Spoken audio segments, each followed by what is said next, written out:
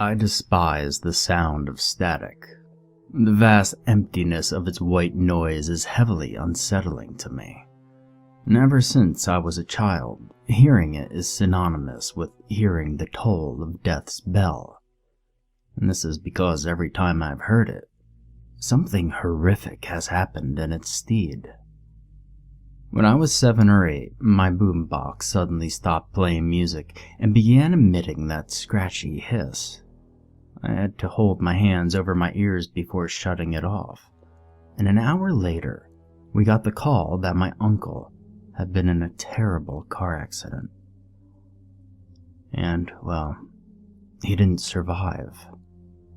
You see, a flatbed truck that had been driving in front of him, transporting large sheets of glass, had swerved and one of the sheets flew through my uncle's windshield. And he'd been decapitated, dying instantly. And 6 months later, I was perusing around the market with my mother. While she occupied herself in the produce aisle, I strayed toward the large television at the front of the store. And at the time, it was playing Barney and Friends. And I hadn't seen it in a while, and having still been a child at the time, it was one of my favorite shows. A couple of other children joined me, and all of us happily stared at the giant purple dinosaur for what seemed like hours. And out of nowhere, the show suddenly stopped, and all it was left was a peppery blanket of static. The other children merely slinked away, disappointed that the television seemed to have broken. But I, however, clamped my hands over my ears and rushed around the store trying to find my mother. I thrust my hands into hers when I found her at the checkout, and she looked down and smiled, but her smile faltered into concern when she saw my look of discontent. I did not want to go home.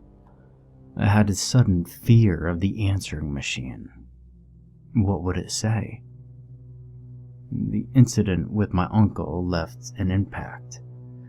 And in a child's mind, association is common. From that day, I'd associated the sound of white noise with the coming of doom. I knew it was going to happen again. And I was right. When we entered the house, my mother dropped her keys into the bowl beside the door and pressed the blinking red button on the answering machine. The voice that came through still sends a chill down my spine when I think about it. I hear it so clearly still. Mrs. Adams, this is Officer Steinbeck with the Kaeo County Police Department. I'm sorry to tell you, but there's been an accident. He went on to say that my father, who'd been working that day, fell from a cherry picker straight onto some power lines his crew had just started working on, and he had been electrocuted and had perished. And watching those words sink into her, and seeing my mother crumple beneath them, was the most awful thing I'd ever witnessed. And these were only the first of countless experiences like this I had growing up, and no matter how many times I tried to tell anyone about it, they never believed me. My mother refused to listen to it, especially after what happened to Dad. The one person who ever truly listened, whether he believed me or not, was my older brother. While Thomas wasn't supportive of what I had to say, he believed that I believed it was happening, and that was enough for me for a while. He was the one who helped me get rid of my boombox and the television in my bedroom. I didn't want to be anywhere near them. I somehow believed that because I heard the sound, people I loved would die. That somehow my ears were the catalyst that snapped the wire and brought down death's guillotine. But no matter how many times I tried to escape that sound, it always found me. When I was 15, I was out of school having lunch in the courtyard in front of the gym. My friends and I were trading cards, talking about class and reminiscing about elementary school, and all of us in that courtyard hushed when suddenly the principal came over the loudspeaker to tell us about the upcoming homecoming dance. Yet, in the middle of her announcement, the speakers suddenly bellowed with static. I dropped my food and felt my hands pressed into the side of my head. I'd never told my friends about my experiences, so all of them just stared at me as though I'd gone completely mad. I ran away from them and tried to find some place to escape the noise. I settled on cramming myself into my locker. I didn't care if getting out from the inside would be impossible. I had to get away from it somehow. My arms and legs began to cramp from the lack of space after a while.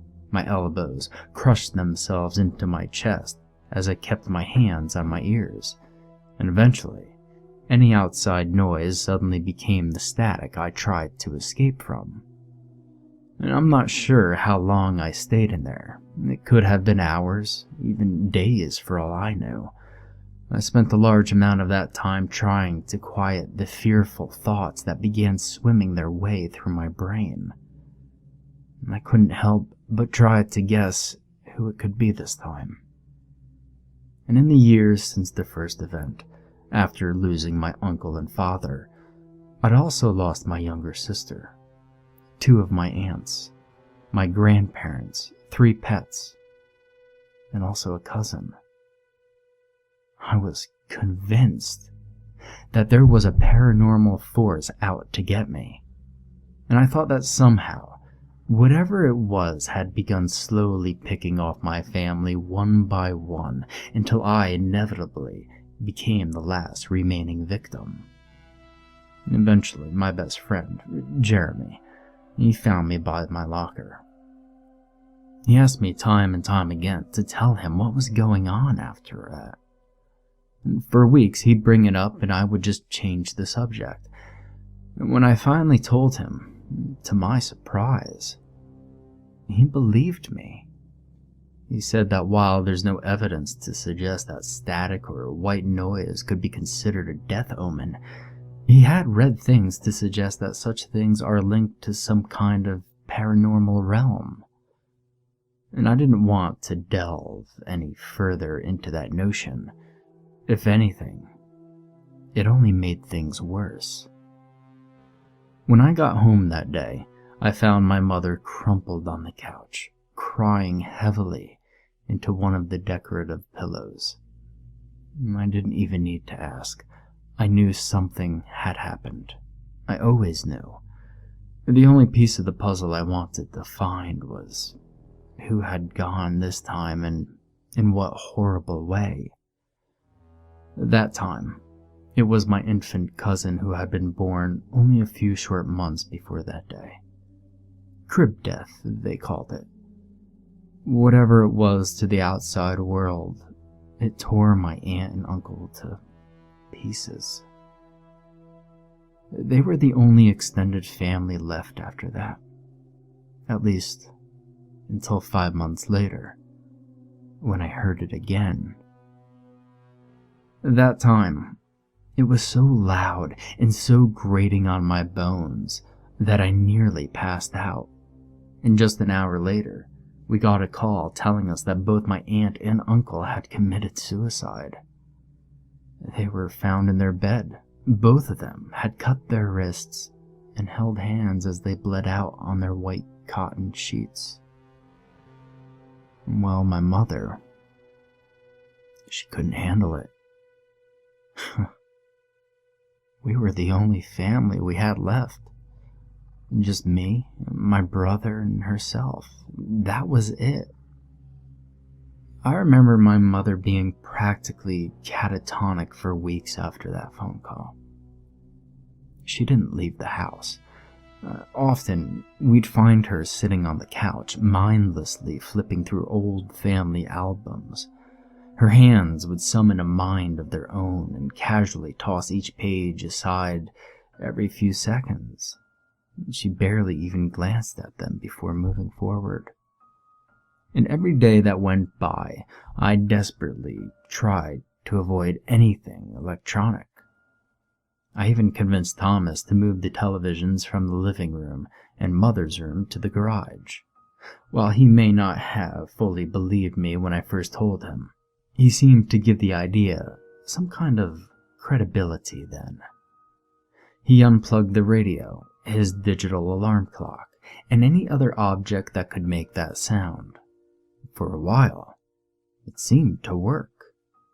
6 years passed without another incident, and I began to believe that whatever it was had been satiated with the blood of everyone it took from us and had moved on. At 21, I finally began to rest easy. Mom had eventually come back to herself and didn't even seem to notice the absence of the electronics in the house. She took to reading again and even sewing. Thomas had moved out the year before I did, into his own apartment across town, and he promised to avoid getting a television or a radio and settled for a tablet for his entertainment. He promised to make sure to turn it off after every hour of use and leave it for a while, so it wouldn't somehow suddenly break. I refused to move out for some time. I became so protective of my mother that I felt my leaving would somehow prompt this thing to come back for us. We three were all we had after so many years of decapitations, electrocutions, suicides, crib deaths, murders, maulings, car accidents, surgical accidents, accidental falls, impalements, heart attacks, accidental shootings, wild dog attacks, drownings, and work-related dismemberments. I became very aware of every object around us in those final months. While the static had been silenced for a long time, I still became convinced that death was simply quietly perched on the mantle of our home, waiting for its moment to strike. Like a venomous serpent coiled and posed before its prey, I imagined its eyes on us as we moved about our daily lives. I never did tell my mom about any of it. I didn't want to upset her more than she'd already been in the past 13 or 14 years. Losing my father had been hard enough on her, but to lose so many others after that, and in the most gory, unsettling ways. Give her some hocus-pocus story about a sound following us and killing the people we cared would probably drive her to the breaking point. That is, if she ever even believed me. Or perhaps having that kind of explanation would have calmed her. I would never know. I finally agreed to move out when she thrust college applications and apartment listings at me. She told me it made her sad to think that I was spending my life looking after her instead of living it. I couldn't help it. I agreed with her.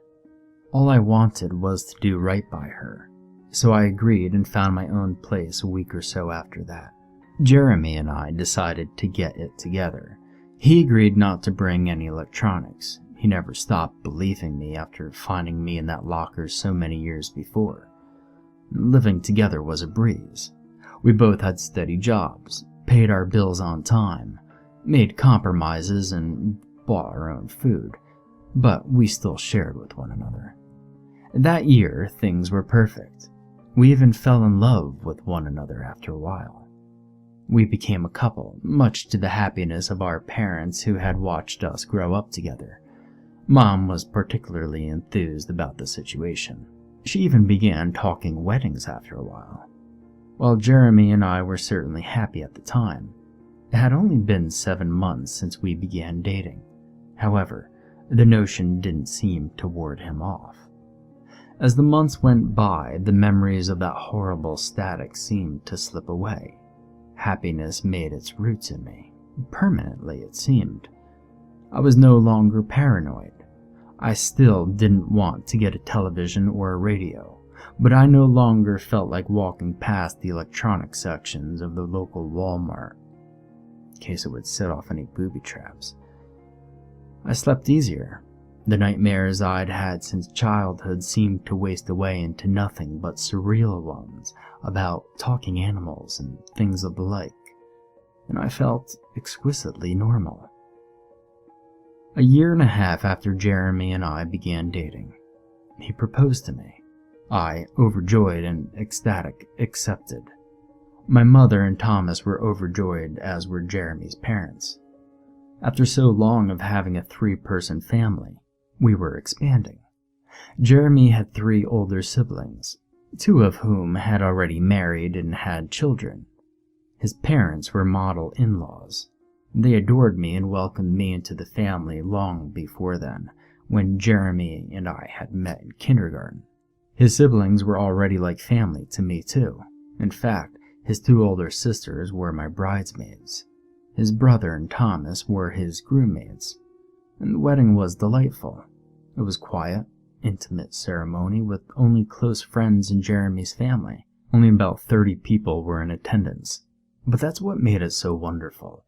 It felt safe, wholesome, and warm. A beautiful summer day. Our altar was 2 willow trees that stood side by side in the park besides a small pond. We didn't decorate much. We simply had some clean, white chairs for patrons, and a few vases of colorful spring flowers. While my fears had quelled somewhat, I still refused to have any kind of speaker system at the reception for music. Instead, I hired a string quartet, and everyone loved it. It was so vintage, and I'll never forget that day. It'll always be the brightest light in the ebony void that was my life beforehand. But all good things must come to an end. We moved from our apartment not long after the wedding, deciding that in order to start a family, we would definitely need more space. The most generous wedding gift we'd gotten was a $25,000 check from Jeremy's uncle, who played the stock market. He told us a nest egg takes long to grow, so he wanted to give us a fresh start. We took that check and put a down payment on a beautiful 2-story, colonial-style house in the next town over. I loved every single thing about that house, from its sky blue shutters to the clean white pillars that held up the awning over the porch. Moving day was almost like a big family gathering. Everyone seemed to be there, helping us move all our stuff in and unpack. We settled in so easily. It was as if we'd lived there all our lives. And at the end of the day, Jeremy's sister, Lillian, sat with us on our porch while her 2 kids played in the front yard. She told us that she'd gotten us a special housewarming present earlier that week, and that it would be arriving within the next few days. Both Jeremy and I were overwhelmed. We'd already been given the money to get our own home, but she wouldn't take no for an answer. When it came, I was alone, making sure that every surface in the house was clean and filled with our own clutter and knickknacks. I heard the doorbell, answered, and signed for a very large box. I dragged it in and realized that the shape of the box resembled the kind that TVs are generally delivered in. And I remember staring at it for a while, debating with myself about opening it. Those old twinges of anxiety played drums in my stomach and brain while I walked circles around the box, running my hand on the taped seams. I called Jeremy and told him what Lillian had sent us. He was a little angry at first. He told Lillian that I was old-fashioned and didn't believe in having a TV, explaining away why we never had one. But in my head, whatever had happened before had ceased, and that maybe it was time to let all that go. I felt ready to set everything aside and grow up. I mean, I was 25 then. It seemed appropriate that I let all of my superstitions, fears, and paranoia slip from my hands and fall away. So, before he got home, I unloaded the TV from its box moved the coffee table against the wall in front of the couch, and carefully lifted the television onto it. For a long time, I sat on the couch and stared at it, willing myself to plug it in and watch something.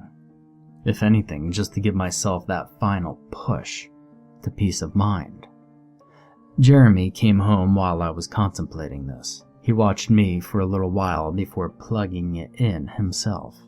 I remember feeling my body jump a little off the couch cushion when he turned it on. All that met us was a bright blue screen with the letters AUX in the top left-hand corner. Nothing was attached to it. We didn't even have a disc player or a satellite service.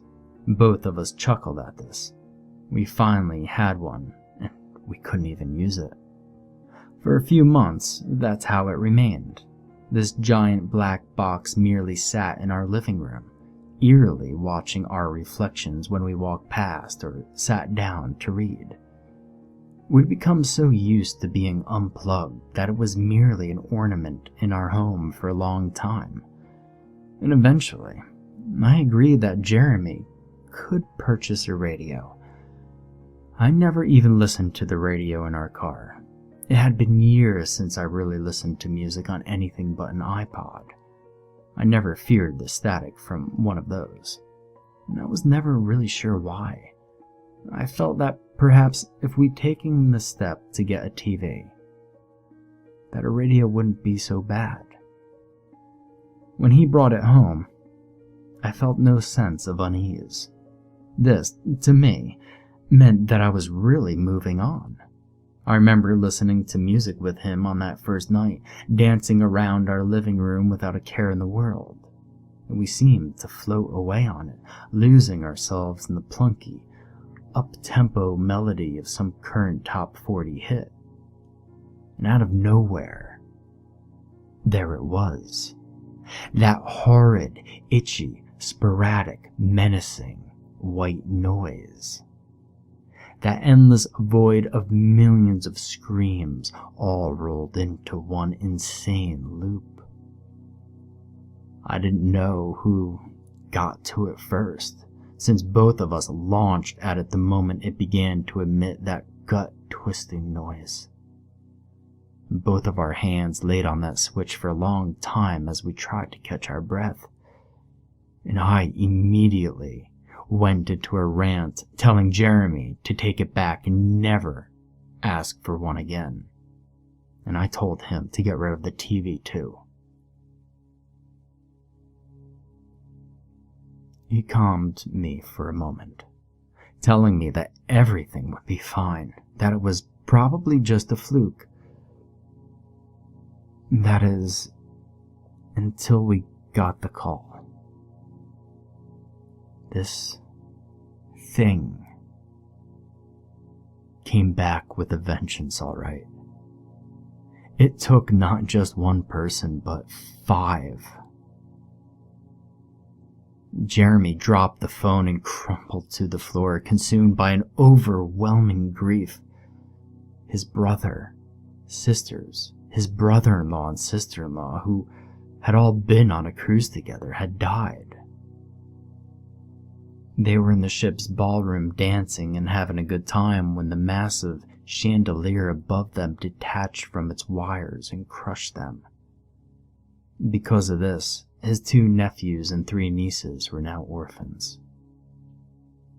The funerals were all combined into one big one. There were so many people there. And as I looked into the saddened faces of each one, I couldn't help but blame myself.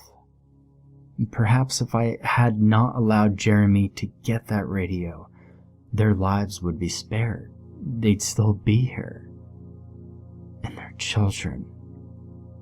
Oh, their children. You see, the looks on their faces still haunt me to this day. Despite getting rid of the television and radio, it didn't stop. It just kept coming in waves. And no matter where we were, somehow it would find us. Our answering machine started it. taking Jeremy's mother. She sank to the bottom of a river in a fishing boat while out with a friend. Her friend survived. Next, after having been off for years, the radio in my car suddenly howled at me one day, this time taking Jeremy's father. He was a window washer. He'd become tangled in the ropes and part of one wrapped around his neck. And next, all of the televisions at the store suddenly went snow white while shopping one day, this time claiming his aunt and uncle in a skiing accident. His other aunt and uncle went separately. One was shot in robbery, the uncle who had given us the gift of our home. He shot himself on accident while cleaning his pistol. The children, well, I don't even want to reiterate what happened to them. They were under our care at that time. The investigations that came after that took 4 years of our lives away as well as them. In 6 years, Jeremy lost his entire family. He wasn't able to handle it. And one day, I heard it from some guy's boombox in the park. And that was the day my Jeremy took his own life. Finding him was agony, and I will never be able to get rid of the sight of his body lolling back and forth at the top of the stairs.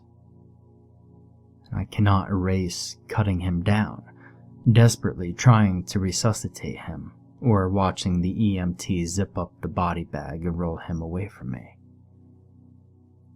And finally, it took the only 2 people I had left. 7 months after Jeremy committed suicide, I moved back in with my mother. And even before then, I'd been staying with her on and off, unable to walk into my own room without feeling the cold, withered hand of death grab me by the shoulders. And I was nearly committed in that time. I became reclusive, increasingly paranoid, barely showered, and nearly refused to come out of my room unless I had to use the toilet. I didn't eat either. I must have lost 50 pounds in that time frame. After I moved back in, I didn't change much. Thomas would come and visit every now and then, trying desperately to get me out of the house. I just couldn't. I didn't want to be cornered by it. I didn't want to go out for groceries and have the store's speaker system suddenly become corrupt. I didn't want my car to suddenly sprout a new radio. I had removed it and explode into a mass of pure sound. I avoided everything and everyone for the most part. I didn't talk on the phone. In fact, my mother constantly asked me if I'd unplug it, which I did. And I slowly began to feel the last strands of my sanity float away on the breeze, piece by piece. Until one day, I was alone in the house and went downstairs to go to the bathroom. The upstairs one had a window that faced the neighbors. Mother always forgot to fix it, as it was stuck open for years. The neighbors played their radio around that time of day. I didn't want to be in that bathroom if it went off. The downstairs bathroom had no window, so it felt safer.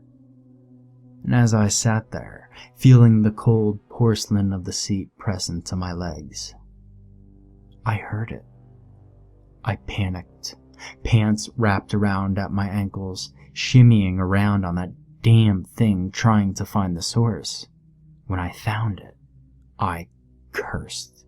Mom had gotten a shower radio that stuck to the wall on those little rubber suction cups, and it was screeching at me, echoing off of the tiled walls like the sound of a banshee's cry. I fell upward, my feet dangling in my jeans as I tried to reach it. I scrambled up and ripped it from the wall, slamming it to the floor under my foot, and it just kept going. I felt I was about to snap. I continued to stomp on it, until, of its own fruition, it ceased. I stood there staring at it, feeling my bones trembling beneath my flesh. I flew from the bathroom and found my cell phone, and when I dialed my mother's number, all I heard was that horrid static. The same with Thomas. I began bawling, screaming through my sobs at it to stop and leave us be. Amid my screaming, my phone began to ring. I stared at the number on my caller ID, knowing full well what it was, and I thought that perhaps if I ignored it, it would go away, that they'd be all right. I tried to rationalize that maybe the answering of the call was what really killed them, and not the white noise. But against my better judgment, I answered it. While crossing the road from the market with the groceries they'd gone to get for dinner, the brakes of a semi-truck had failed. It hit them straight on, obliterating them. The only possible form of identification was to look at their licenses after digging for them through blood and debris. There was barely enough of both of them for a cremation, and I had their ashes combined with my father's and laid it to rest in this grave. I had their names added alongside his on his tombstone. At this point, I was the only one left alive to attend the funeral. The pastor spewed his usual garbage about release from this life and ascension into heaven. How could there be such a place when all I knew was a never-ending plane of hell? I couldn't bring myself to believe that my many loved ones were in some fluffy, cloud-laden paradise when all of them died in such horrific ways. The graveyard around me had become a family plot at this point. So many of those gravestones had the names of people I'd once laughed with, people I'd once cried with, shared a home with, shared a bed with. And I was left alone. I couldn't understand why. Why did this thing want me to suffer? What had I ever done? What had little 7 or 8-year-old me done to bring down such merciless wrath from this unseen force of nature? I never learned why, and that's what makes it so terrifying to me. What always scared me, the question of why or how, went silently unanswered. Some nights, I felt I could hear a snickering in the blackness, mocking me. In the years to follow, I became invisible. I never left my mother's house. After I'd taken over the deed and inherited the property and all she owned, I turned that house into my own personal sanctuary. I rid the place of anything that could make a sound. I secured all of the furniture to the floor. I only used plastic utensils and dishes. I removed the curtain rods and secured the curtains to the wall. I did everything possible to create a space that even the most paranoid person could live in and feel safe. And of course, at that point, that person is who I had become. I ordered a delivery service for groceries. I applied for disability payments. I even ordered from a weekly book club I found in the paper. I found a way to live completely unplugged. I even had the wiring in the house removed for fear that somehow they'd even find a way to create that god-awful sound. It's been 30 years to the day since Mom and Thomas were taken. I often see young children standing in front of the house, pointing and leering. And I imagine I've become some kind of urban legend. I still have the newspaper clippings that reported the death of my final 2 family members. A freak accident is what they called it. And the report went on to mention that I was the last remaining member of my family. They dug back through the years and found every single incident, every last death that took them all away from me. I'm only happy I never told another soul about the static. If I had, those idiotic children that taunt me from the curb would probably hold up radios on their phones and play that sound over and over until I officially went mad. Well, whether they do or not, I know it will come for me one day. I know that this will be my final resting place, and I won't be found until my next food delivery comes. I know that by then, I'll be rotting into the floorboards, content on remaining a part of this house, even in the afterlife. I don't want to know where it took them, what strange underworld that thing sent my family to. I don't want to be with them there. I want to be the one who beats it. I want to be the one who merely died in my sleep. I want them to know that I conquered it at long last. But I know it will try. Somehow, someday, it will try and come for me. It will cry out in the stillness and grab a hold of my throat and drag me down into the scorching, dry air of hell. It doesn't seem to know that I have a plan. I've sat with this ice pick in my hand as I've written all of this down. I've looked at its rusted, sleek features every now and again between pages and paragraphs. I've known what I want to do with it for years. I've only now worked up the courage to do with it what I know I should have done long ago to ensure nothing like this ever happens again. If it doesn't try to take me, perhaps it will decide to continue taking bystanders. I can't let that happen. If this thing works the way I think it does, then this plan will work. You can't torture what cannot hear you. Now can you?